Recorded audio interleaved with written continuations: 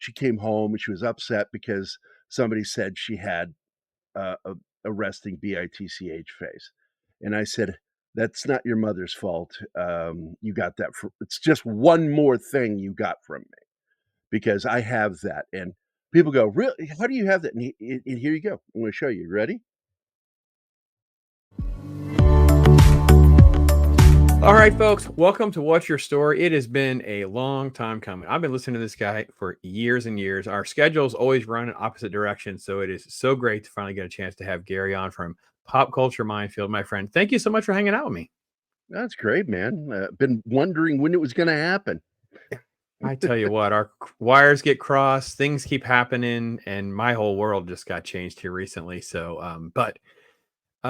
But no, I've been listening to you since Dangerous Nerds days, man. I've been listening to you, Facebook page. I mean, on and off again for so long, and it's just one of those things. Just trying to figure out how to. And actually, the irony And I, is, kind of like midday works better for me now than it used to. So maybe that'll become an easier thing for me to enjoy your live content that I was yeah, having a struggle time keeping up I with. know that I want to bring Dangerous Nerds back. It's not gone. It just I need fellow veterans that can schedule to do shows with me, Hmm. and our schedules conflict. And it's like, so I just put the show on a back burner for now. Gotcha. Gotcha. So talk a little bit about that. Talk about where your origin to creating this type of content came from. 'Cause I mean, obviously you're very transparent about your life on your shows and your channel about being a veteran and working as an EMT and all the healthcare experiences and trauma in the family. And you've been so wide open, like an open book though. I find But it therapeutic, yeah, cathartic, because I'm very yeah. honest about myself, and it's like I tell people, you get what you see. It's like there's nothing really hidden behind me. Even the curmudgeonly, grumpy, cranky side of me is like obvious, and I get poked fun at that. People grumpy old man. I'm like, no, I've always been grumpy, even when I was young. I was intolerant of stupidity around me. If I felt someone was being stupid with me, I would get aggravated with them. Like, "Why are you being stupid with me?" And it's never changed. It's just now I'm older. I'm gonna be 60 here next month, and, it's like, "Holy shit, man, 60 years I've been on this planet, and I still don't understand anything." How did you get to I'm going to create content? Because I know you dabbled a lot with Facebook for a while. I've seen some of your Well, early if you've live caught me, stuff, things like that. sometimes I'll say it, Pops. I will tell people, "I never wanted to do this." I didn't.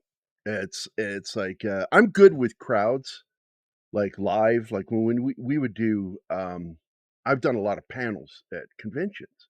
I've hung out with other fellow comic pros, man, they're friends of mine, former DC Marvel artists, the head of, Image Comics, we've done panels together. In fact, he was kinda confused by what I was saying at first, and it was like, I think we were 10 minutes into the thing, and he goes, "Oh, shit, now I understand what you're talking about." He actually had one of those moments. He goes, "Oh, no, you're totally right," because he thought like, "What the hell are you talking about?" Because I was trying to explain the problem, because he was a writer and I'm an artist, and I said, "And there's often a conflict of understanding of what artists need from the writers." And it's been one of my biggest frustrations in the industry as a comic artist is like, and I've done video interviews before talking about it where I went on a 10-minute tirade on the stupidity of one writer I had to deal with, and he kept sending me scripts that were too long because he was putting too much description in. No, I don't need your description. What I need to know is, like, time of day, what they're wearing. I need to know, is it bad weather? Is it daytime, nighttime? I need to know, are they inside of a room or are they outside of the room? What kind of building is it? Little things like that. Don't fucking tell me what they're thinking. I don't need to figure that out. That doesn't help me do my job. I said, "You can tell me the expression on their face. They're very angry." And some of these guys, and the way I put it was, "Look, man, you're not writing for the artist when you're writing anything past the dialogue or narration. Everything else is for the artist only, and you need to start thinking the way an artist does. I just need the basic information. Don't try to muddy it up, man. Don't try to muddy it up." And finally, I got this guy to send me a script. Originally, it was 224 pages for a 124-page graphic novel. And I said, "You need to lose 100 pages." And he's like, "What?" I said, "Yeah, you have to lose 100 pages because you should be only sending me 1 comic script page for every page of comic, Mhm. period. It's just like a movie. 1 page of screenplay equals 1 minute of screen time. It's the same principle, and I've worked in film. So, so I would give these, panels and do all these talks, and eventually Keith Moncrief, you know Keith on Pop Culture Mhm. Minefield. Keith and I are actually close friends, and we started doing some panels together. And we did a panel that was only supposed to be 45 minutes, but everybody that had a panel after us acquiesced and said, "No, you guys keep going." So we went like 4 hours doing a live panel at a convention. And the people that watched it were just like in love with what he and I were doing, the way we banter and the way anything I don't know, he knows, anything he doesn't know, I know. And we just feed off each other. And they're like, "You need to do a live show." So I told Keith, I would love to do a show, but I want you in front of the camera. I'll hang out behind the camera, direct banter with you every once in a while from behind the camera. And he would just not show up. And I started getting frustrated. I'm like, "What's going on, man? Do you not want to do this?" He goes, "Yeah, I want to do it." He says, "But I want you to do a show with me." And I said, "Well, I will be with you." He goes, "No, no, no, I want you on camera with me." And that was the deal. I had to go on camera with him. And I was not excited about that. I'm really not. But I did it and got him to do the show. And we had fun. And eventually, Mikey Knoll wanted me to stretch my wings more. And he started like challenging me to do things. And instead of doing things the way he wanted me to do it, because I said, "Look, my brain isn't wrapped the way you'll want it to be. My brain is wired the way it is. So I need to get comfortable being alone on camera." And so I started doing the morning shows. That's why I started doing morning shows. I was doing 5 a week plus TGIF. It I think it took a few months, but after about 5 or 6 months, I got comfortable. And now I don't feel any of the nerves. I still every once in a while, you'll catch me before we do a live show. You'll see me right before we go live. I'll do some breathing exercises, pursed lip breathing to calm me down. I'll reoxygenate my brain, and then I'm good to go. I just do it. And so now it's just second nature. I learned what one of the things you have to do this is stop giving a shit. Stop caring what people are going to think of what you say. Just be who you are. And the people that like you, they'll stick around. The people that don't like you, they'll fuck off. Okay, hold on. I'm sorry I for the do language. yeah, I do have to PG-13 you a little bit, reel you in for Yeah, my you can blip me. PG-13 approach. Bleep me. Yeah, yeah, I don't know about blipping, I don't have that time to edit, so I'm sorry. Yeah, I'm only a It's couple at the years younger than 9 you, and I it's am the not 9 interested minute in that. 20 mark, so I'll just figure it remember that. Make a note. no, I'll figure it out. Well, I Yeah, wanna spin my and wheels. PG, you get 1. I get 1. Well, PG-13, you get one, but well, all right, so I wanna spin my wheels a little bit about something that you said, Gary, and that was, it took you a few months, 5 days a week doing a morning show to increase your levels of, being comfortable and being better at it. I think that there's a rule of 100 that a lot of entrepreneurs in business will talk about, like, you have to kinda, like, get through that first 100 to not suck, and that means not just like, oh, your quality's trying to improve a little by little, also just to kinda get the nuances of doing everything.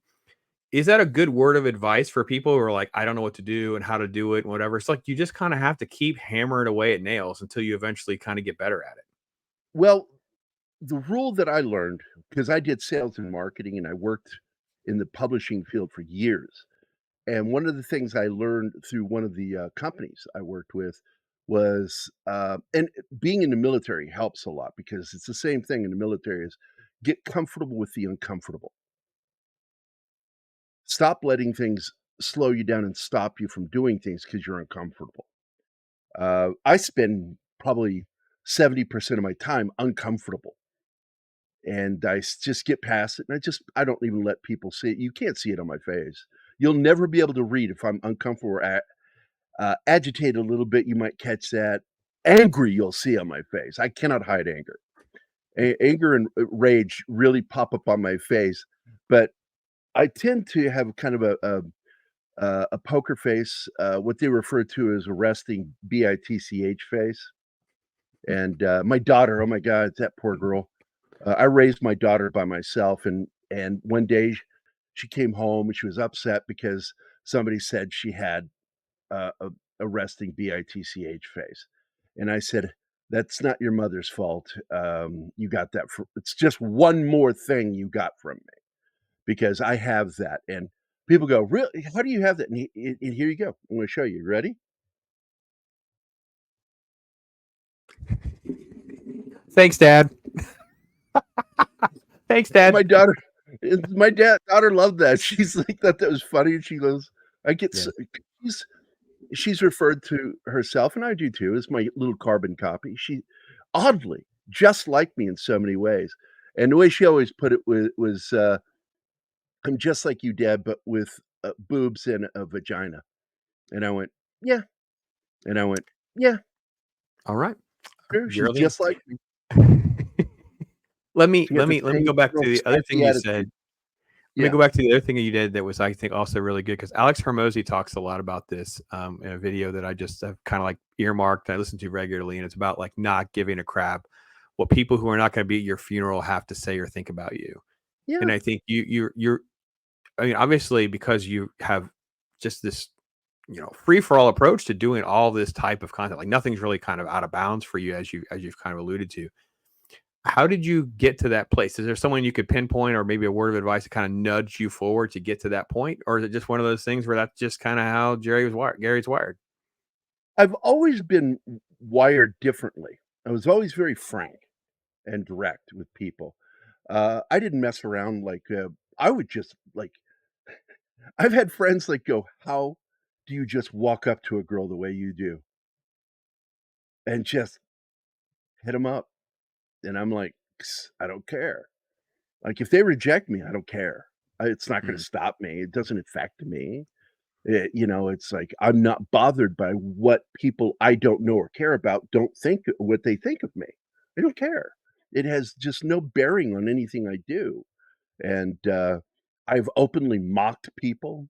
I've done it on Twitter, where somebody just tried to, like, tried to make me feel bad. Like, they tried to cancel me a couple of years back because I defended Jeremy from Geeks and Gamers, and I said something very critical, personally critical of, Zack Snyder, because there's something about him that a lot of people don't know, and I know this. And, so I said something about it, and holy crap, the world just, and I learned a lesson. I should not talk until I've had my coffee. I do that. I won't talk to anybody until I've got caffeine in me, because I was sitting on the side of my bed when I did this. Like, I just woke up and I responded, I'm like, "I probably should have thought that out." And the lady from NPR did an interview with me, and I got thrown under the bus by people, but I don't mind. I'll take a bullet for my friends. I will. I don't give a shit. It's like my poor daughter last night, she's like, um, we had tornado go through. We had a real tornado, hit in Springfield and where she's at right outside of Springfield, and she was terrified by it, and she goes, "Are you scared?" I said, "No, I don't care." Well, so what if it kills me? I don't just like, you know, it's just another thing that happens. It's just like, why fret about it? Why worry yeah. about stuff? And I've been Yeah. taking this approach, and I think the military is what really helped me become this way. Hmm, I don't okay. think it was any one person. I think it was my overall experience through the military, as well as just some of the horrifying things I've had to go through. Hmm, And as a paramedic, I had a senior officer say, "I've never seen anybody stay so calm when shit's happening." And I'll go, you can't see it here. It's all in here, and you can't see what's going on in my head. I'm freaking out just like everybody else. I'm just like everyone. I just internalize it, and I just don't show it on my face when I'm freaking out and things are, scaring me. Like right now, I'm really stressed out about some things that are happening in my life, but you'll never know. I don't show it. It's and I think it's a problem with people that they externalize everything. Stop externalizing everything.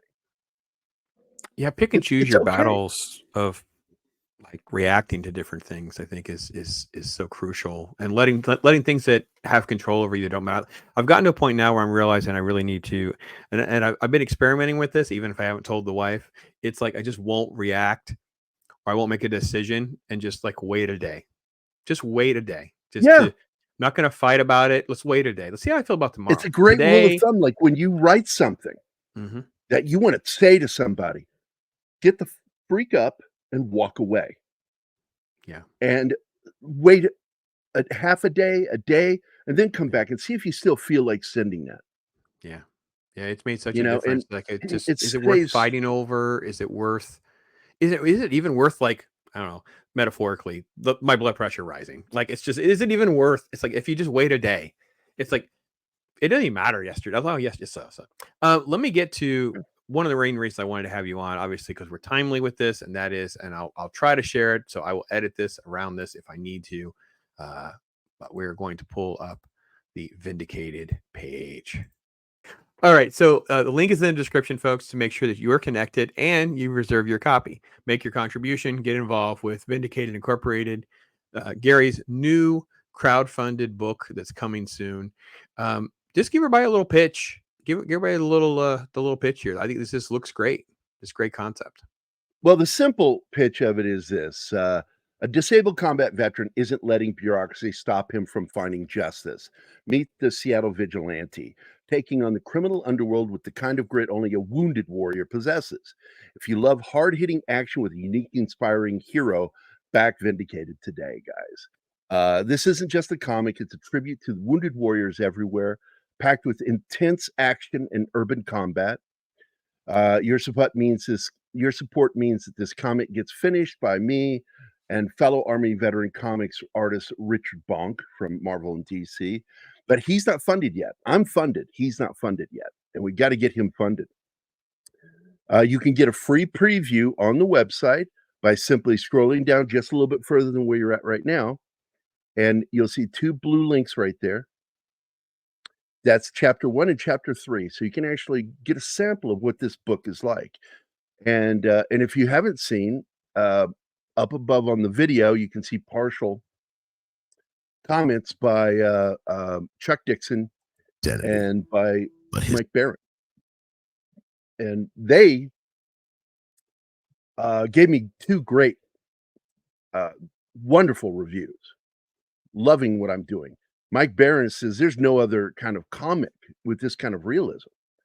I'm not trying to do superhero stuff. I'm doing realistic stuff. And it all got started over a discussion one day years ago, between 2 of my best friends and me over my problem with Batman and with the Punisher, that the way that they depict him, they would get caught. I said, "You would require somebody with a skill level of a tier 1 operator to get away with this stuff, because they would not create paper trails for anything. Every bit of money that they have would be through either, funds, snuck to them, or from funds they took from somebody, which is what he does. He, fights these bad guys, and then he takes their money from them. And he eventually meets with a reporter in one of the chapters. He actually meets with this reporter, and the reporter thinks he's gonna get an interview, and he goes, "You're not gonna ask me any questions. I'm here to tell you something, what I'm doing." And he explains, uh, I'm a warrior, I'm a combat soldier, and what I'm doing is declaring real war on these people. I'm not a cop. I'm not here to arrest these guys. If I've come to your door, I'm there for a reason, and that reason is to end you and to remove you from this planet because you're messing stuff up for everybody else. And so he says, uh, I can't repeat the exact line because it's got a naughty word in it, but he says, "I'm declaring real war here. People are going to effing die." And then he walks away from this reporter and goes out the window. repels out the building and just disappears into the darkness. And the big secret is, it's not so much his identity as his secret, but that he's doing all of this on a prosthetic leg because he had his leg, and I show the scene where he loses his leg Mhm. and how he lost it. I don't hide from violence, but I wanted to keep the book in black and white because I didn't want it to be gratuitous with all the color. I didn't want to be gory. But there's a lot of violence in this book. Yeah, if you're a fan of, Punisher and Judge Dredd and those type of, like, mainstream titles, this And is he is a so lot up like your Judge alley. Dredd. Yeah, yeah. So He it's really it is a lot definitely is like a Judge lot more Dredd. Dredd to me than the Marvel or DC approach because you definitely go outside the bounds of those type of limitations that they put on themselves for their audience. Over on the right, I scrolled through slowly, folks, so you could see it just briefly. But if you, again, go over to the link, you can get in as easily as like $10. So $10, you get a PDF. You get Okay, a digital Go- copy, and then you get a but thank no you. thank you. 15 gets a thank you Yeah, in and the then we book. kinda You keep get going from there. mentioned. You can get a signed copy, you can keep going, and you get the bookmark, then you can add in, uh, a little print, then you can keep going up from there, and you kinda go all the way up to into the point where you can actually Including a be drawn. maquette, which is one of my favorite things because the artwork up above of the color cover where he's got the damaged mask Mhm. is the one I wanna do as a, maquette for people to get a full body, um, miniature of him holding the weapon, standing there, and that battle damage, ballistic mask because he's Yeah, clearly been so shot in awesome. the face. Yeah, and then, of course, you can get drawn into the book, and it kinda just keeps going from there, so, yeah, just a great, great plan and outline, a lot of transparency as well, folks. This is another thing that I'm really enjoying about crowdfunding is folks just be very honest and transparent about who they are, what they're doing, the whys, the now, everything like that, so, if you are not connected to what Gary's doing, this is a great way to do that. Yeah, so Yeah, that's we've yeah, already got 2 backers for the 2 different $500 one. yeah. One allows you to get artwork in a commission from me. You get to commission me to do some artwork, and the other one, everything is the same except for you get the maquette. You don't get to commission me, you get the statue of John. So it's really exciting. Got one backer for the 800 one already, and, I just wanna get more so I can pay Richard. Yeah, we I gotta want get Richard Bonk to be paid. involved. We gotta get him locked in. He's a great And the creative. chapter he's doing is, a flashback because it's the only way the entire book needs to be drawn by me except the flashback because the flashback doesn't need to look like my artwork Mhm. because it's being Yeah, told from a perspective. right. So therefore, it's the one way I figured I could get Richard because Richard and I are old friends, and we love working together. What was the precursor or the, light bulb moment for this book? Well, the discussion between my friends and I was kind of like the beginnings of it, but I hadn't come up with any idea yet. It was just a debate over, um, how the Punisher and Batman work and how they would eventually be caught. And, basically, I was just trying to explain why they wouldn't work in the real world. And, then one day I was, coming up with an idea for a little cartoon strip that would, show 2 disabled veterans playing basketball, but both in wheelchairs playing. And, one of them is missing an arm, and he makes a one-handed shot, and it swoosh, goes right through the net, and he turns to his buddy, and he throws up his stump and says, "Phantom limb high five." And this is the kind of dark humor that I've garnered from being around other veterans, including disabled vets. They have the darkest sense of humor you've ever seen. And I, I later told that idea to a couple of my disabled vet buddies, and they just chuckled going, "Yeah, that's funny," because he throws up his limb and the other guy does a fake sound, smack with his mouth, and, they're like, "That's a perfect grasp." But here's what happened. As I'm forming this idea, I'm driving 2 blocks from my apartment to the landlord's office in another apartment building, and I'm driving those 2 blocks here, right off campus here in Springfield at, Missouri State University. because they're right across from campus. And so I'm driving, I go in, I pull up into the building, I walk in, I drop the check off, I go back out to my car, and I've been thinking this whole time, not talking to anybody. I'm just my brain's working. Like, who is this guy? Like, this guy with the missing limb. Like, what's making this guy tick? And then I'm like, oh, who is this guy? What's he doing? And as I get back in the car and I drive home, I had the entire story come to me like lightning in the car. And I stopped and I ran up the stairs and I immediately hit my computer and I made some notes real quick. And then I called Jeff Searcy from Wounded Warrior Project. And he's a close friend of mine. And I told him what I wanted to do. And I told him the whole story because I had the whole story in my head of what he was going to do. And he's like, "This is brilliant, Gary. You need to do this. This is great. A disabled soldier not allowing his disability to stop him to become a hero. And so I'm like, so this is a good idea then. And he's like, yes, do this. And right at the end of the conversation, he just asked me, what's the name of it? What are you going to name it? And I just said the words, Vindicated Inc. I had no idea why that name came to me. It just popped into my head. And that's why I'm kind of weirded out by this story because I this isn't me. I don't look at this as pure inspiration, and it was something I felt needed to be done. And I like making, I took an oath in '06 when I went to work for Dale Dye at Warriors Inc., the guy behind Saving Private Ryan, Band of Brothers, Platoon, and all that. He's my boss. And I went to work for him in '06, and I never looked back because I took this oath with myself that said, I never got to really fulfill my career in the military. It got cut short because of a child. I left the military while my wife went on because she didn't want the kid. I did. And so I gave up my military career to raise a kid. And I never got to do what I always wanted and dreamt of doing in the military, you know? And so I saw this as an opportunity to spend the rest of my life, for however long I'm here, focusing on veterans issues and telling stories about real heroes, whether they're fictional or true.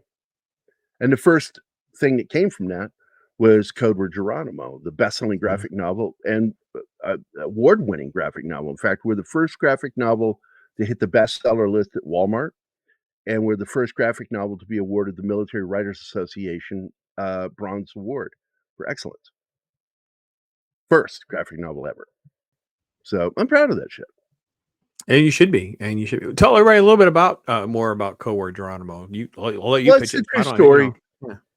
Yeah. Like I said, I work for Dale Dye. Dale Dye and his wife Julia wrote the script, not screenplay, script for it, and I created it as a book and sold it, pitched it to IDW. They loved it. It's the story of the SEAL team taking down Bin Laden, and this is right on the heels of it happening. And I sold the idea, and we had it out by September 11th. Yeah. Yeah. And it was a difficult project to do. I drew 72 pages in 22 days. Oh wow. Oh, jeez, Louise. Yeah, according to Ted Adams and Chris Ryle, I broke a record, but there's no book about it. Nothing's ever been said about it. But they said I beat the original most pages drawn in a day. And I was Yeah, drawing fast. that's a lot. Holy cow. I cut a Wow. lot of corners, That's good stuff. That's good but it's stuff. still a good book. And in fact, I got the rights back from IDW and I worked on it and I've redrawn some of the art in it to fix some of the mistakes. I won't call them mistakes. We were guessing at some things. We got the full reports that were allowed to be read that weren't redacted from the Department of Defense. Dale got those, and so we had a really good idea, but I wasn't totally sure what the stealth Black Hawk looked like at the time. So I took some logical guesses at it, but once the book came out, I learned out some of those guesses were wrong. Also, how it lost its tail rudder, we got wrong. That was one of the things we got wrong. And so I went back and I fixed those things. I redrew all of the, Blackhawks, and, in fact, I got the number of helicopters on the scene corrected because there were 2 Chinooks on that op. It was Operation, uh, Neptune Spear, and the book is called Codeword Geronimo, Codeword: Geronimo, and Mhm. Geronimo is actually the word that was used by the Navy SEAL who reported back to the White House and to the command, that he's dead. They said he's codeword Geronimo, or he's Geronimo, is what they said. Yeah. He's Geronimo, which means he's dead. You should, is there gonna be like a Code Word Geronimo director's cut? We can get like a newer, updated Well, that's version what of it's that? going to be. Awesome. I redrew the cover. I redrew some of the artwork inside, recolored it. Um, we're gonna have to re-letter it because I didn't want to use the lettering that IDW paid for. I didn't like it, to be honest with you. I wasn't happy with some of the coloring done by the Spanish company that colored it. So I fixed some of it before we went, and I'll probably go back and fix some of the coloring to make it the way I like it to look. Yeah, because 'cause we're And coming up on the 20th anniversary. It seems like a perfect opportunity to have a nice big rollout campaign and, kinda dust that off and, give it some new legs. I think so too. You know, so we'll be going there eventually. And Julia uh, she's my direct boss. Dale's my overall boss, but Julia is one I work with directly, and she and I've been trying to figure out the logistics of doing a graphic novel because it's different than their because they have a publishing division at Warriors Inc. They do a lot of books, and I paint a lot of book covers. And just in fact, I'm as soon as I'm done talking with you, I have to go finish a book cover. And but it's like you you don't do comic books the same way you do regular publishing. It's a Mhm. whole different thing. And so we haven't figured the logistics out. And eventually, once they figure it out, that's when we're going to put the special edition out. It's going to be referred to authors preferred edition and or creators preferred edition of the book because Dale and Julia are the authors while I'm the creator of the book. The Gary And cut. yeah, it'll be our cut. And I'm not sure Awesome. exactly. We may just put it as the Warriors Inc. preferred cut of the book. And it's going to be good. And John Del Vecchio, best-selling author of 13th Valley, New York Times bestseller, one of my closest friends, he wrote the afterword in that book, and he's gone back and done some editing and updates on it because things have changed. Intel has become more clear, so he's doing his edits to that. So it'll be a fully new renderized version of the book. It's awesome stuff. Um, they say busy people get a lot done. You're a busy person. How do you manage, and what advice would you have for folks that are just, like, trying to figure out the juggling or maybe even just can't seem to get, past I'm a few steps still from the finishing figuring it line? out. Yeah. I will like have a day or two that just go by me, and I'm like, God, I got nothing done. All I've done is this, and I like to like I get so pleased with myself. Then I remind myself, you didn't do a damn bit of work. You didn't do a damn thing. You talked and you had some fun, but in the end, what did you accomplish? You got nothing done today. I'm my own worst critic. I always will be. I criticize myself a lot. I have a drill sergeant that lives in my head, and I keep it around. My girlfriend, Anima Confusa, is like, she's trying to learn it too because I said it benefits you. I said, you got to know the difference between a guy, that guy in your head that's the negative person that's, telling you how terrible, dumb you are. That's not who you need. You need to have that voice that goes, get up, go do this. Stop being a puss about everything. Get it done. Stop complaining. You've got it good. What are you complaining about?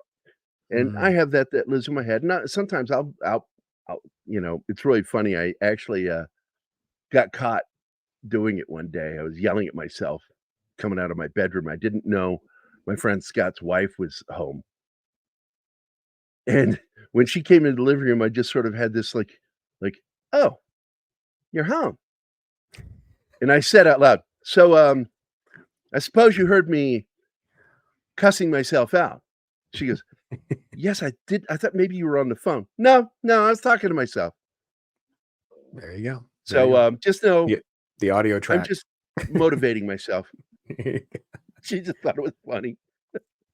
That's awesome. That's awesome. So in But you our need that. little yeah, oh, absolutely. I think that you have to find that and find those people that can help move you to that place. Like if it's not how you are wired, it's not already in you, or you don't have the kind of background like you've talked about, then you've got to figure out how to install those software updates to get some of that. So, Well, uh, yeah, it's like one of my closest friends. We've been friends for 45 years, man. He told me, because I give him tough love. And when his marriage fell apart and he lost his daughter, she died, and he just wanted to give up. And I was in his ear. I was in his ear, giving him tough love. That's life, man. Things go wrong. You can't let it break you. You have to stand up against it, and especially if you're a person of faith. How can yeah, you let the world beat you down when you have faith? Me, I'm an agnostic. I try to believe. I don't. I'm a science guy. But, people find it funny. I pray all the time. My prayers often open and end with, "I don't know if you heard a damn thing I said, Lord, but, amen. I hope, you're there. I hope you're there and you're hearing me. Otherwise, I'm gonna look really stupid." well, I think we all kind of feel that way sometimes, whether how much our faith is or not. I think we kind of feel like that. Sometimes we don't know. And that's what we're doing. We're just talking to him. So, in My our circles, godfather Gary. Oh, Oh, go ahead. No, yeah, no, go go ahead. ahead. Well, I was gonna say my godfather is an Irish from Dublin, Ireland, priest. I've known him all my life, and he's, like, in his 80s now. And he's still my godfather, he still talks to me, "Gary, how are you doing, boy?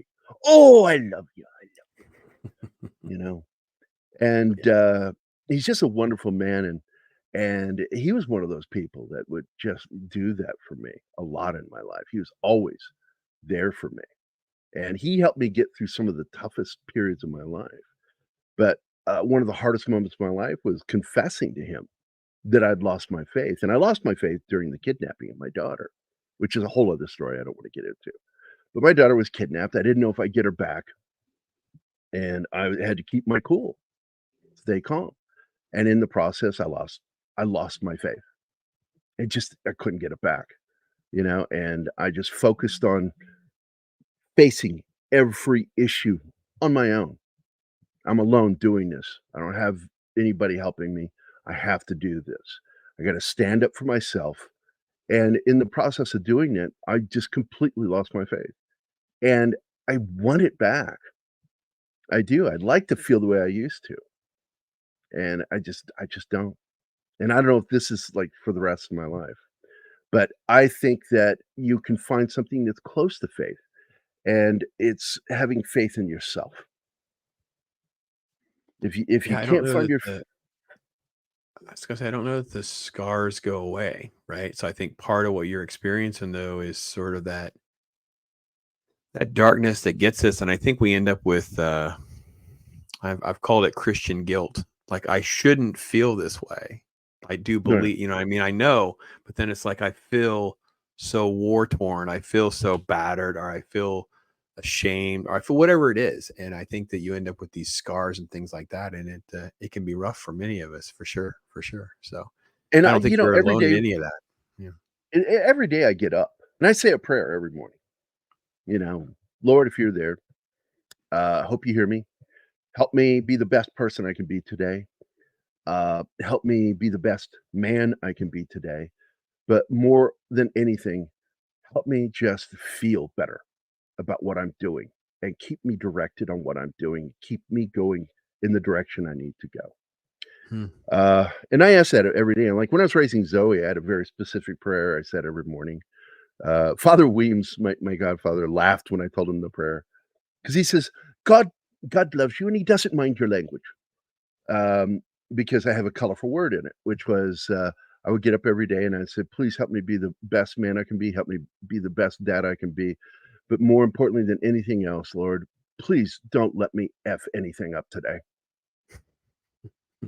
Yeah, Amen. that is a prayer we probably all need, though. I don't think I'm with He thought it was a I'm with great prayer. I'm with the Godfather. I'm with the Godfather on that as well. So let me ask though, because I know we're running a little long on time. I don't want to keep you over, but No, I I don't want to mind get hanging out back. with you, man. Well, I appreciate you. I appreciate you hanging out with me.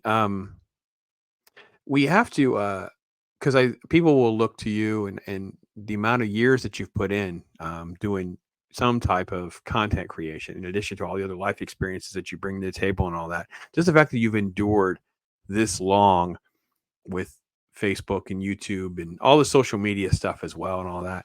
5 Um, years? I thought it was more like 6. I think I found videos and stuff that dated back to 6. So maybe I guess it depends on the Well, calendar if I year, look what at the part of the year. Yeah. dates, 'cause Yeah. we started Pop Culture Minefield in, February of 19.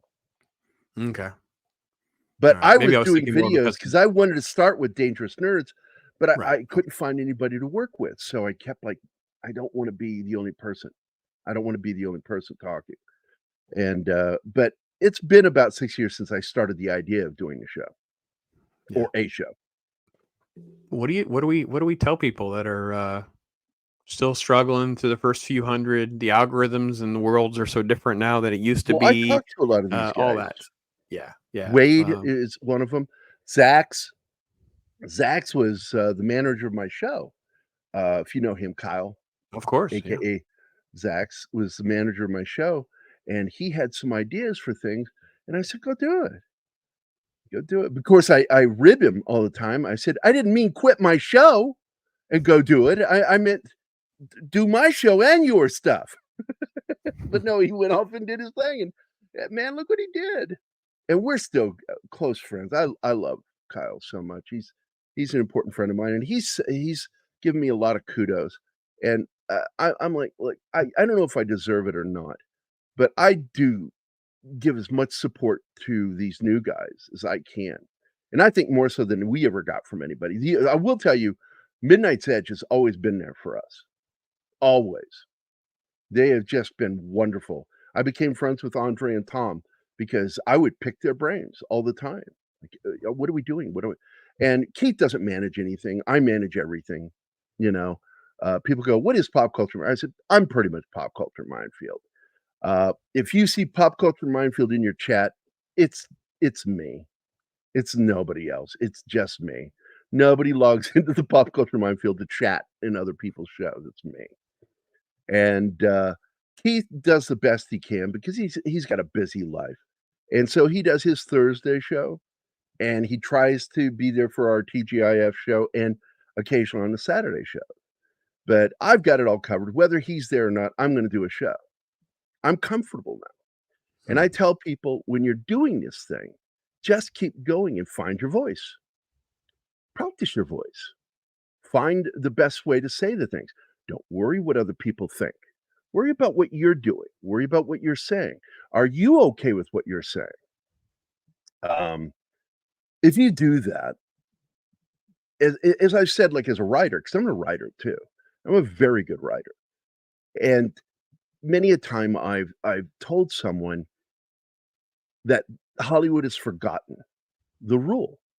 Write what you know. Write what you like. Mm. Instead of being political. Stop that. Write what you know and write what you like. And people have asked me, like, "Why don't you write more science fiction?" I do write science fiction. I'm just more fascinated with the human story, especially soldiers in particular. And sometimes I write something that, like, I have a screenwriter, director friend of mine. He's worked on Hercules and Xena, a lot of movies, worked with Bruce Campbell. That's how I met him because of Bruce Campbell. I did an interview with Bruce Campbell back in 96, 95, 96, and Bruce is like, "You gotta meet my friend, Josh." And I went, "Okay." And so Josh and I became friends, instant friends. Our first conversation was like 8 hours on the phone, and we just talked movie history because I'm a true cinephile. And I learned so much from him as a writer because I was already a journalist level writer, but I always wasn't sure if I was that good a writer, but I found out I'm actually a good writer. I just needed to understand more on how to do themes and such, and so he did that for me, and again, this all plays in the same subject, which is find your voice and do the thing that you love to do, and if you can make money at it, that's great. That's great because Yeah. it's not really work, and I do get exhausted doing these shows, and I've told people that the reason I get exhausted is because I am a deeply internalized person and someone who is very thoughtful, so I like to think a lot. And in order to interact with other people, I have to come outside myself, which is really difficult. I'm a true introvert. And the way you know if you're an introvert is, or an extrovert. An introvert is somebody who gets all their energy from themselves. An extrovert is somebody who needs energy from other people. They're the kind of person that goes, "Well, what do you think of what I'm doing? Am I thinking correctly? What do you think about my relationships? What do you?" They're constantly doing that. Introverts are people who we don't do that. There's 2 people in my life that I'll actually go to for advice, and I very rarely ever do that. One of them is Jim Woodward. We've been best friends for damn near 50 years. 50 years. Yeah, 50 years this year, 50 years. Wow. That's And awesome. we met on a playground, and we met talking philosophy, poetry, and science. We're in the Wow. 5th grade, and I knew who Nietzsche was, and here's this other kid just like me. We had high IQs, and we became instant best friends right there on the playground, sitting on swings, swinging back and forth, talking about, black holes, event horizons, how they work, string theory, We had a and different childhood and life and adventuring and reading and everything was and then we grew up during this boom of everything, right? We grew up in this boom of the, 80s music and 80s movies and sci-fi and all this stuff that happened around us. And it was just it's it just becomes a fabric of who we are. It's not we don't have to fake and look up stuff or anything like that. It's just like I don't know about you, but I tend to lean more into like you what year said, were like you what born? right? 70. So we're 6 years apart. I was born in Right. '64, Yep. and, yeah, you're definitely in the same age zone for me. Yeah, I probably would have been friends with you once you hit about 10, and, especially if you like sports. Uh, it's funny, Jim Woodward and I, he's my best friend I was just talking about that I grew up with. We weren't like other nerds. We had fist fights with people, and we would beat the heck out of people. Somebody would bully us, and we'd confront them. Usually it was the sports people. That's where the fisticuffs would fly. The nerdy part was usually pretty tame, but the sports side would be rough. Yeah, for sure. Wouldn't take any Well, I crap from ran the into sports that. side. I ran into it Yeah. too, and they learned very quickly, and basically, one time I actually said this to a guy. He was, like, messing with me. I went, "Are you messing with me?" And he goes, "Why, does it bother you?" I went, "You are messing with me." "Oh, dude, you have made a mistake. I am not that kind of nerd." Hmm. And I said that to him, and that was it cracked everybody up. I'm not that kind of nerd. I will punch you in your face, I was and I'll still be also standing. I was also the mean nerd. I was sort of like a mean Snarky? Ferris Bueller. No, a mean Oh, yeah. Ferris Bueller. So I remember I had a kid who was a football player, he was a defensive Sarcastic? lineman. Oh, it was way worse. So he was way bigger than me. Like he was like 300 pounds. So there's no way I was going to physically beat the guy. So I manipulated and cheated the system to get him thrown into detention a week so he'd miss a game No, because I I've done couldn't that too. physically. He's one of the biggest people in the school. So it's like, okay, well, I got to figure out a different way to win this battle. Yeah, that was my approach. I was not a good human. I told somebody when I was small, there was a period when I was smaller than everybody. I was like one of the smallest kids in the class in 4th grade, and I found that, if you make a bully laugh, they can't chase you. Hmm.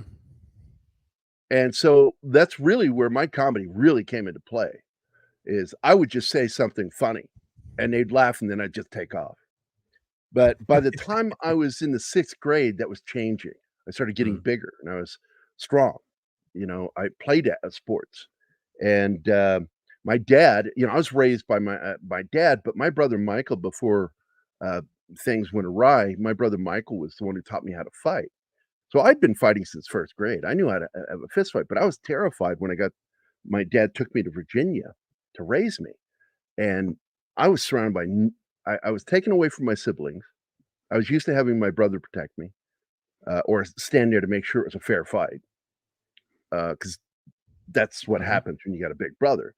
But now I didn't have that. I was on my own, and I was terrified the first year to almost 2 years in Virginia, and, all these some of these bullies were, like, twice my size, and it was freaking me out. And, but then I got a growth spurt in the 6th grade, and that's when I unleashed the lion, as the song said. I just let a guy have it one day, Yeah. and all of a sudden, like, everybody took a different look at me. I beat the snot out of a kid in the bus line one day, and, I've studied martial arts my whole life. I've studied 2 different forms, from, Isshin-Ryu to, Kajukenbo, and Kajukenbo is an amazing martial art. It's great for fighting and grappling, close quarter fighting. And, I did that because when I was in the army, I was more focused on learning how to fight on the inside, because a lot of the fighting you're gonna deal with is either with a knife or with your hands, and Mm, it's gonna be close. So I was totally focused on that in the military. And even though I was a combat medic, I still was a combat soldier. I served first with an infantry unit, and I absolutely was part of the team. I was ready to go. I was always armed, and Um, my, first sergeant asked me one time, well, he didn't ask me. He said something in formation, and he started talking about, "Wouldn't it wouldn't that be the way it goes? The best shot in the company is a G damned, um, pacifist." And I'm standing in 1st platoon, 1st squad, 1st platoon, and I'm like, "Is he talking about me? Because 'Cause I'm the best shot in the company." And so I'm like, hand went up. He goes, "Yeah, Kissel, what do you want?" I said, "Are you referring to me?" He goes, "Yes, Kissel, I'm talking about you." I said, "I'm not a pacifist by any measure." He goes, "Well, what are you?" I said, "I'm a conscientious objector." And he goes, "Well, what's the difference?" I said, "Oh, if a pacifist gets punched, they'll just let you keep punching him. yep. If he gets stabbed, you just let you keep stabbing him, and they'll just turn over."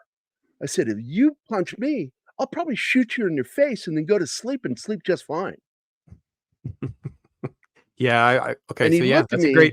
it's a great way to That's a good define us. safety tip. Thanks, Kissel.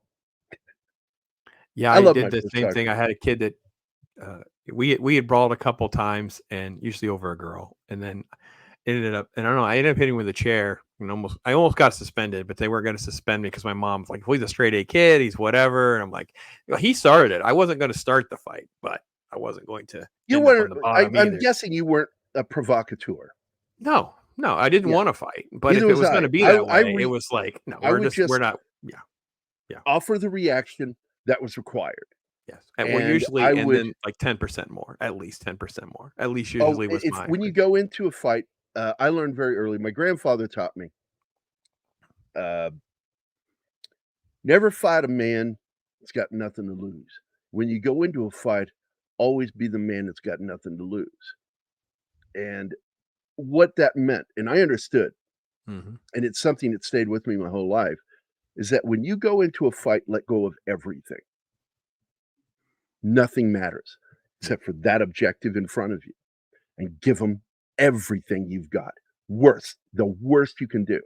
Do not go in there to match his energy level. You want to crush this person. I boxed, I did martial arts. I knew how to throw a punch correctly. And I technically I lost one fight my whole life. And the reason why is by the time I got up from being knocked over a bench, the fight was over. It was just that teachers were already there. And I'm like, dang it. I was like, I wanted to hit him back. And then we became friends, and it was like, oh, I never hit him. And we're not gonna fight. And we're not gonna fight. All right. Well, listen, we've dabbled with all sorts of things. This guy is a very busy guy. Make sure you are connected to PCM. Get yourself that link below. Go over to Vindicated Incorporated. Make sure you've got yourself at least one copy, multiple copies. Get some copies to give away, whatever it takes. Let's get this book funded. Let's support Gerry in any way we can. And it's Support always indie comics, man. Yeah, it's and just I tell people all the time, it's yeah. not just 2 indie comic producers out there, Ethan Van Sciver and the other gentleman, I forget his name right now. Oh, They're not Eric the only ones Eric out there. No, Eric no, July. no. It's like there are other people. They got plenty of money now. They're doing great. You know, Yeah. focus on the other guys that don't have it. There's Yeah, a I lot just of good got stories out there. Artie Bear's book yesterday. Actually, I've got to Oh, do a yeah. little video of that and maybe do a review and try to get Art on because I haven't talked to Art before on the show. You So gotta we check could out do the that. books of some of my friends. I mean, Hojo, Oh yeah, I he's did one of Hojo's the book. I've had Hojo on. Yeah, Hojo is great. absolutely Mythicals is great awesome stuff. stuff. Yeah. And Luke that runs, Fund My Comics. I love Yeah. these guys, man. Yeah. I love No, talking to there's them. They're been a good people. lot of good stuff. A lot of good stuff out They there. they are why I chose to not go to Indiegogo or Kickstarter. I don't like those people. They are I can't do politically Kickstarter motivated, and at I don't all. like Kickstarter politically at all. motivated people. They could get if you do not have the same groupthink as them, they'll shut you down. They'll take your damn money. You earn that money through your program, using their site, but you earn that money, and they can take it from you, and that's bullshit.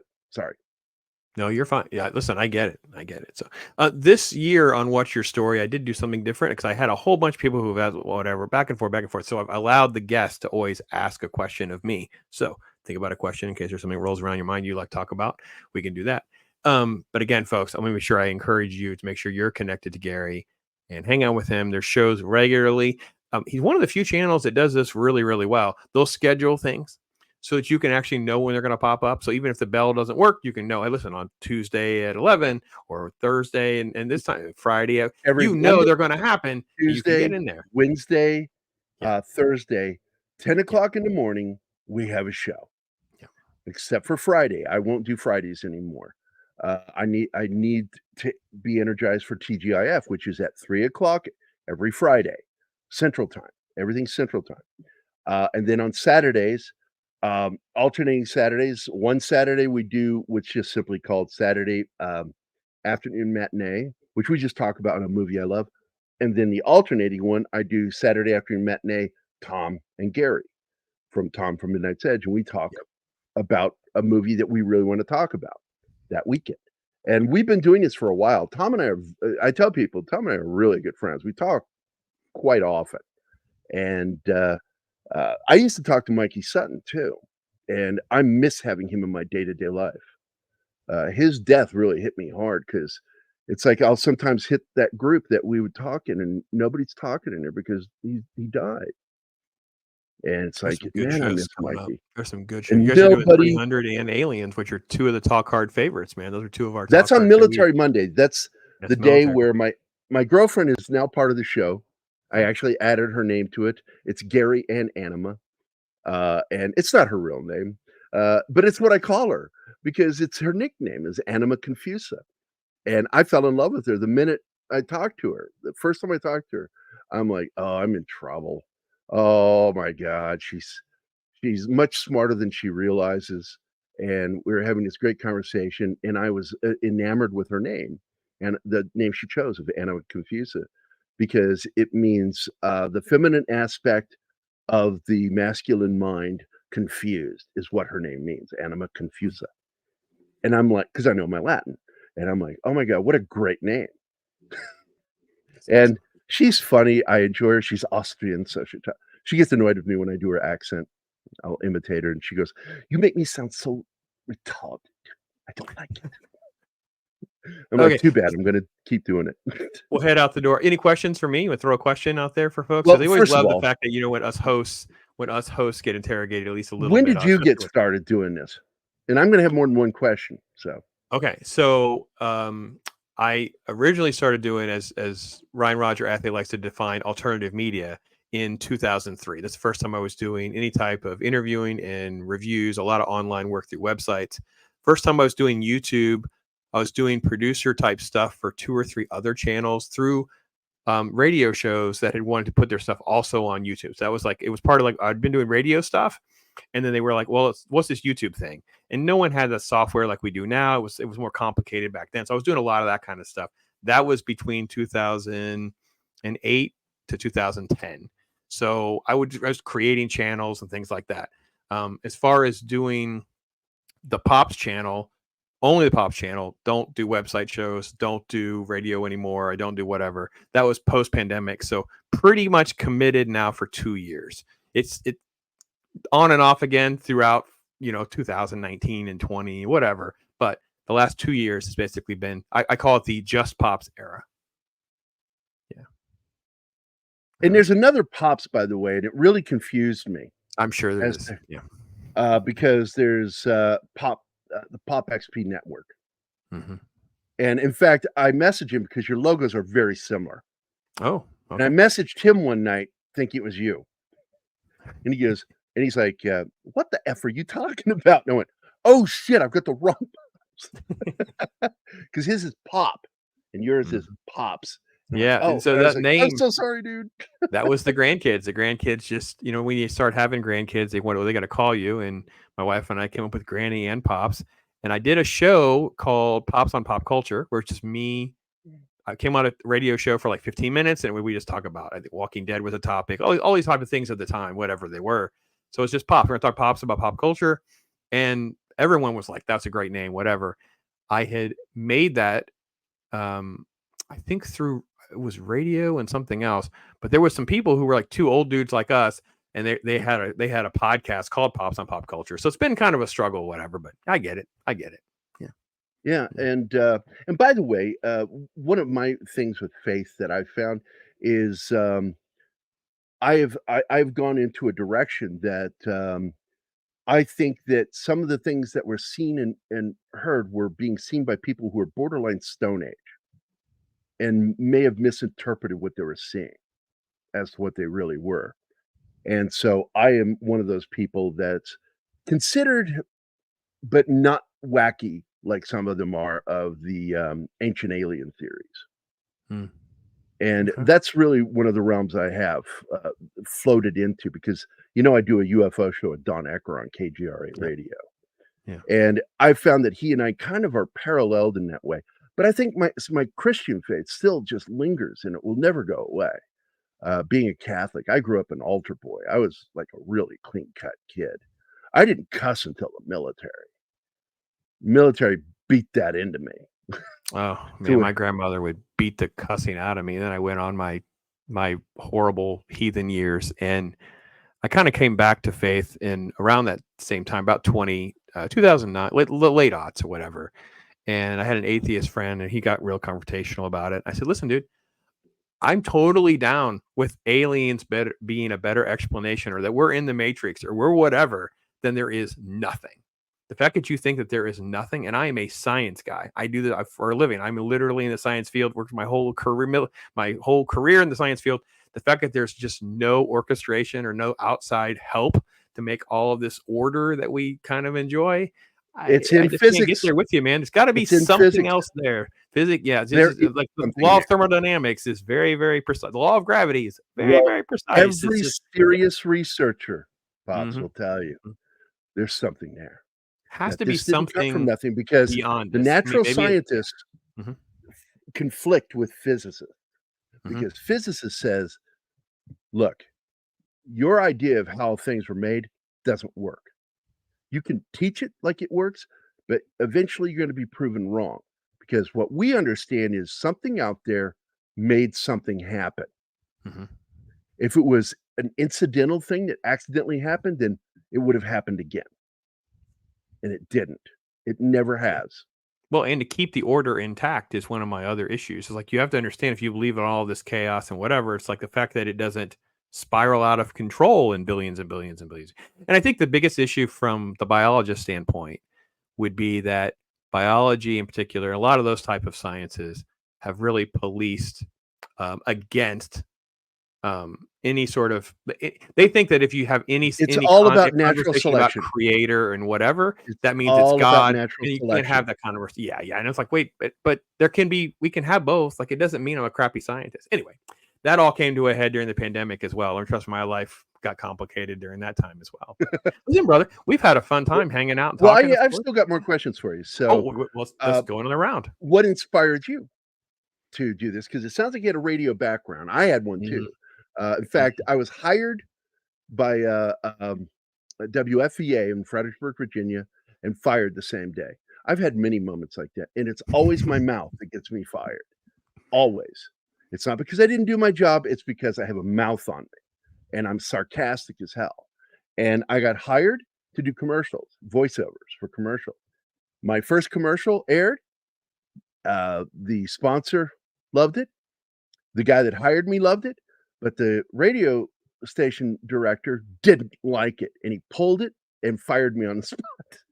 Wow, But then they wow. brought me back to do some other stuff, and, Uh, so but I'm a nerd through and through. you Like in the '90s, for the well, I've said the story many times, but Batman '89 changed everything because it got me into comic books. I'm a massive, 'cause that movie was the next comic book. question is what got you into comics? Yeah, it was Batman '89. Batman '89 made me. I had comics when I was a kid, right? And I used to have one comic book left from when I was actually a You child, were but 19 when you got into comics, not before for that. real, but for So you were a real. late bloomer. But I meant like I had comics when I was little. Like I read Avengers and Spider-Man and Daredevil, whatever, when I was a kid. But as far as like I become a collector, a reader, a connoisseur, a Right. digester of that, and same thing with movies. Like it was literally that era of college where everything changed. And I actually ended up having like a little. I couldn't afford a store, but I did like a flea market booth on weekends while I was in college, and I had like a little store. So to me, when I went just pops, it You're was about very trying to. entrepreneurial. I like Oh, that. and you mentioned being fearless. I just don't care. I was the guy that would jump the That's it. rope Just don't at care. Hard Rock Cafe so Win I or could lose, say I I was met doing so it. and so. I didn't care. I jumped the rope whenever they had the Psycho House at Hollywood Studios so I could take a picture in front of the Psycho House before they took it down. Yeah, And moved it. yeah, yeah, oh yeah. And I didn't have a problem just going up to people at a Comic Con and interviewing people right on the spot. I don't care. Like Ethan Van Sciver's is a regular dude, and so is like a regular dude. And let me talk to Alex Savick, and let me talk to. I didn't care. Worst thing that happened, they just tell me to just screw off. I was just some young dude doing stuff. So I've had that bug this whole time. Like I said, and radio was more like I just fell backwards into it, and I just was like, "Tell me what voice you want me to have," and it was like and it was like, you know how radio is. They have so much of it was cheesy back then, right? So it was like you had to do that, All right, coming up next will be Gary. He's going to talk about blah, blah, blah. And the weather outside is 86 degrees. We'll get to Jim with traffic right back after this. WFL 393. It's like And then you push if the you could card do in. these, if you could do these ridiculous shticks and do whatever, it would get me time in a studio so I could record the stuff that I wanted to record, or it'd get me in with so and so who could get this to happen, or I could get press passes to this. And it was like it's been like that road this whole time, basically. Yeah. Now, what I always did was commercials. I was not an on-air personality. I got brought in because I can do voices Mhm. and I can do impressions of people, and the, uh, the news director heard me at a party, and I was hammered, and I was walking around, I was doing Sean Connery, Jack Nicholson, just everybody, and just doing great, like, shtick from movies and doing actually repeating lines from films as these characters or doing jokes. And, like, I have this classic joke that I did with Sean Connery, why in every film, no matter what nationality he is, why does he still sound Scottish? And it's a great skit and, got a lot of laughs, and, it got me these gigs at radio stations, and Right. I went in one time, I didn't even know how to do an impression of, Anthony Hopkins, and I ended up doing Hannibal Lecter for a commercial. I had to listen to him for almost 20 minutes before I was Mhm. able to do it. I'm like, "Okay, I've got it. I've got the meter down and everything." And so I did it, Yep. and, couldn't do it again, like, an hour later, I couldn't remember how I did it. It's like, it's the listening, Mhm. and Yep. you I'm the gotta same way. practice it. Anima was, like, surprised one day, we were talking, I was able to do an impression again, and I just, like, out of the blue did this impression. I said, "Yeah, but that impression's it's okay. It used to be really good, and I Right. used to be a lot better." I said, "And if you don't flex those muscles, work them out, Yeah. you can lose." And, but radio is a lot of fun, and doing the commercials is more fun for me. Like, I did the commercial for the Thunderbird Theater. They were doing the James Bond Film Festival, and I did all the voices in it. Oh, And, that'd be cool. like, "Show Goldfinger, now that you've got that laser aimed at my willy, I suppose you expect me to talk. No, Mr. Bond, I expect you to be at the Bruinville." You know, and Yeah. everybody just chuckled. They're like, "These are great commercials you're doing." Yeah. And I high pitched my voice, and I did all the girls for Switchblade Sister Film Festival. That's awesome. I did That's the voices awesome. of the girls in it. It was fun, man. I enjoyed that shit. Yeah, But and there's a certain point where I it have would no just future in it. always just lend itself to other things. I didn't ever land into something that become a financial replacement for the day job. It just always was like a side hustle. And actually and my wife deserves a lot more credit than I'm giving her because she was always the one nudging me. Well, why don't you just call so How and so? long have you Or guys why been don't you together? just do Oh, actually, we are getting ready to see. We're a little over a month. It'll be our 25th anniversary. So we've been together 2 more years than that. So yeah, 27. So yeah, About 25th the same amount anniversary. of time my daughter's been alive. Yeah, yeah, yeah. My youngest daughter just got married, so it's been a wild ride in the old Pops universe here, especially lately. So, well, Gary, Well, my friend, this is I good. wanted to share something before we go, Yes, let's because do it. there's something that a lot of people that know me or get to know me learn about me is that, my first job was working for, major comic book company. I worked for IDW, Mhm. but I've been working for them since I was 6, but I didn't do comics until 2010. What did I do? I was hired by IDW to make their animated trailers for their comic titles and for all their internal marketing. I was a Hmm. director, video director, and they loved the fact that I'd compose the music, and I would either do the voiceovers myself or I'd have, buddies of mine who do professional voice work come in and do the voice work with me. And, the day that they found out that I was an artist was the day that they fired me as their animation director, and I just started doing comic books. They didn't actually fire me, they just stopped hiring me for Yeah, that you're and just not started going to do that anymore. You're going to do this anymore. Yeah, that's pretty much how most of these gigs work. focusing Yeah. on it. But a lot of people, who've gotten to know me, and a lot of people buy my music because I have 2 albums out of music I put out in the 2000s, and I've put links up here in the private chat if you would just like to sample those before we go. Oh yeah, And let's do that. because I'm proud of this, I'm very proud of the fact that I am a true Renaissance man. There's not a form of artwork I don't do. I can paint, draw, sculpt. I'm a very good sculptor. And, I can do bas relief. It doesn't matter. I can do anything. But I also, write poetry, and that includes lyrics, and I write music. And I'm versed on piano, bass, and drums. I've been a drummer pretty much my whole life. Well, let's take a sample. Mm.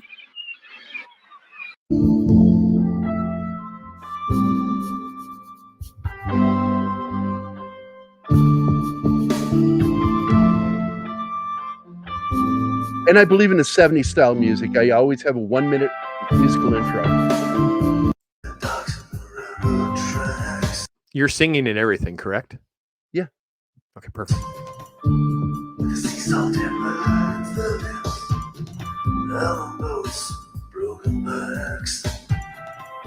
If you can call it singing. It's more like spoken word. What's that?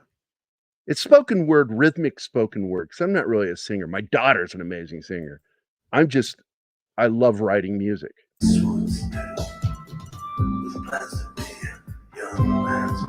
This is a very dark song. It's a murder ballad. When did you do this song? When is this one from? I wrote this album came out in 2004, 2004. Awesome. Okay. and, the other song is newer. In fact, one of Yeah. the prettiest songs I wrote, I will Oh, I put in didn't want to here. close it. Close it. Hold on. I'm sorry. Go ahead. I'm listening. I didn't want to close it. Close it because I want to put the link in the description, and I'm going to lose the link if I don't. Private chat, folks, is just one of those tricky things. It'll keep it there when you're in it, but when you get out and try to go back, If you you'll leave lose and your. come back, it's gone. Yeah, you lose your private chat. So I got to save the links to. Oh crap! I didn't save. I didn't share. Hold on. then there's also a share. You have to do a share of YouTube in order, in a certain order, so that you can make that work as well. So And this one is I No think I'm a very good Dinosaur. pianist. In fact, that song you're listening to has one of my favorite piano moments in it, where I Okay. do an actual solo on piano. Oh, cool. Okay. And I grew up a jazz drummer, and, when you play jazz, you have 2 ways of playing. You can play like Buddy Rich, is that means you play exactly the same way every single time, or you play the way I learned, which was organic drumming. I follow whatever the bass and guitar are doing. I listen to the melody line and I listen to the bass line, and whatever they're doing, I follow that, and I will play to it, and I like writing my drum parts, and in this one, the piano on this one is my favorite part of the song, because it starts out with, like, this buildup of the, instrumental.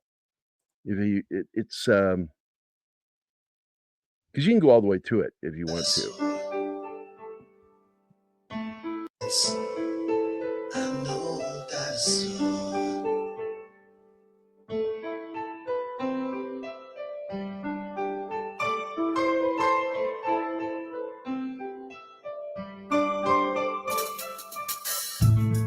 Yeah, I like how that transitions really well with the drum.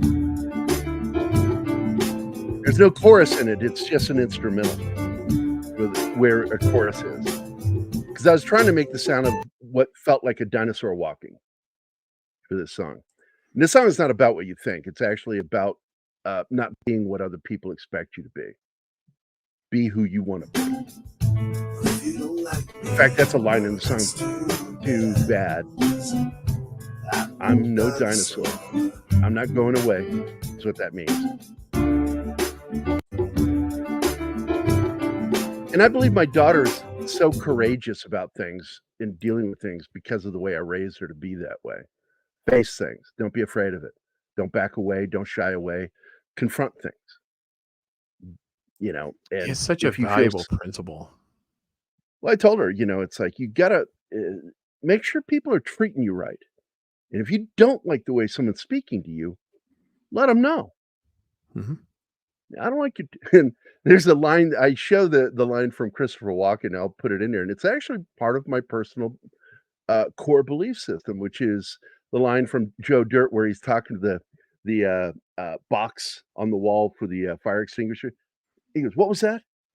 Uh, I don't like your tone. I don't like the Look way at you're that. talking to me." Mhm. I just love that moment, and I'm like, that's my core principle. It's like, I show a great deal of respect to others, and I expect them to show me the same respect back. It's basic courtesy. It's not real respect. It's courtesy. And people, I was raised show respect. And the fact is, it's not respect, it's courtesy. Show other people courtesy because respect comes from knowing somebody. I don't just arbitrarily respect people, I just automatically show courtesy towards them. And the minute that I'm not shown courtesy back, things change with me. And it's very palpable. You'll see it. Like, even like Anima was watching me one night with somebody who was clearly irritating me. And she says, "I watched your face and I could see your eye movement that you were not happy with the way this guy was talking." And it wasn't talking to me, he was talking to Keith on another show. And I got pissed at the way he was talking to him. He kept interrupting it. And some colorful words came out of my mouth that I basically said, "Why don't you let him finish what he's saying and shut your face?"